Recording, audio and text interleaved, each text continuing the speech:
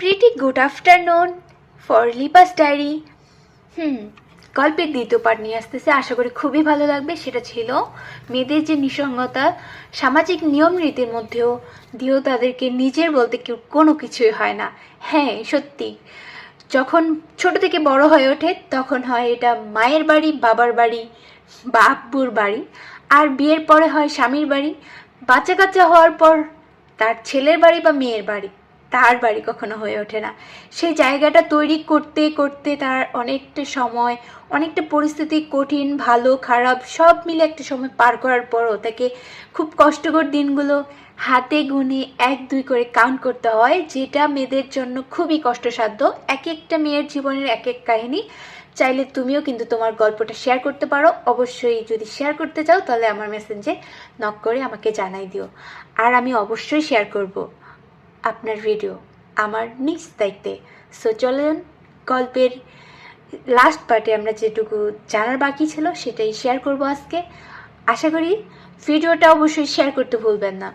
So গল্পের পার্টে আসলে আমি কিছুটা বলে দিয়েছি যে একটা মেয়ের কষ্ট ফিলিংস নিজের বাড়ি হওয়ার এই আক্ষেপটা না, আক্ষেপটা হচ্ছে তাকে মায়া মমতা স্নেহ দিয়ে যে একটু একটু করে ফিল করাবে যে এটা তুমি ছাড়া এই ঘরটা অসম্পূর্ণ, সেটা কখনোই হয়ে ওঠে না।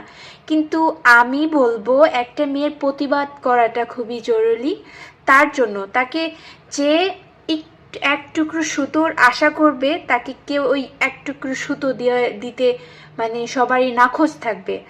আর একটা মেয়ে তার প্রতিবাদের পক্ষে থেকে তার সেই নিজেরটুকু যে যতটুকু তার প্রয়োজন সেটা যদি তার হুঙ্কারের সাথে, প্রতিবাদের সাথে, অন্যায়ের সাথে প্রতিবাদ করে সময়ের সাথে সময় চলে, সে প্রত্যেকটা জিনিস না, সে আকাশের চাঁদ দেখতে, সমুদ্রের কাছাকাছি যদি দেখতে চায় সেটাও সম্ভব। শুধু প্রতিবাদ আর ভালোবাসা আর নিজের ক্ষমতা, নিজের অর্জনের মাধ্যমে সব কিছুই সম্ভব। এটা আমরা প্রতিনিয়ত দেখে আসতেছি।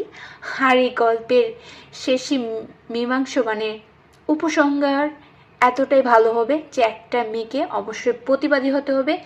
নিজের যতটুকু যেটুকুর প্রাপ্য সে ততটুকু সেই সময়ের মধ্যে তাকে আদায় করে নিতে হবে।